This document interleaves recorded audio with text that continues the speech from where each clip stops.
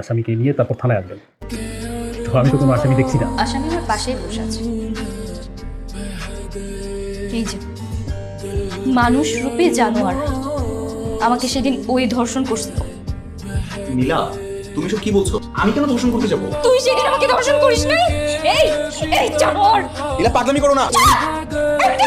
তুই তোর তোর চরিত্র এত খারাপ, আমি তোর মতো ছেলেকে কেমনে ভালোবাসি বল? এই জানোয়ারটা সেদিন আমার সাথে আমাকে রাস্তায় একাবে ধর্ষণ করছে।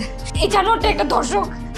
ওকে আপনি জেলে ঢুকান, ওকে আপনি শাস্তি দেন। তোর শাস্তি হওয়া উচিত, তোর শাস্তি হওয়া উচিত। প্লিজ থানার মধ্যে কোনো রকম সিন ক্রিয়েট করবেন না। ছাড়ুন ওনাকে, ছাড়ুন।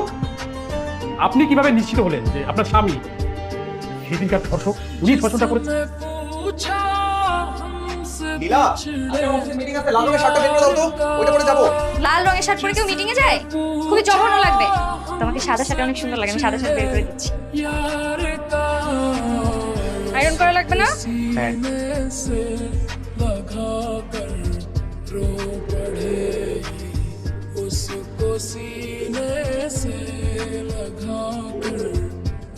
এই তোমার এই শার্টটাই ওরকম ভাবে ছেঁড়া কেন? যে দাগ ফোলা এগুলো আরে, এই শার্টটা একটু ফেলে দিছি। ছিল কিভাবে? বন্ধুদের সাথে বাইক চালাতে গিয়েছিলাম, তারপর পড়ে গেলাম, আর পিছন যেটা বসছিল টেনে বসতে পড়ে ছিঁড়ে গেছে। কি হলো? যাও, আমার শার্টটা বের করে দাও। নীলা, একটু তাড়াতাড়ি আয় না প্লিজ, শপিং এ যেতে হবে। আসছি।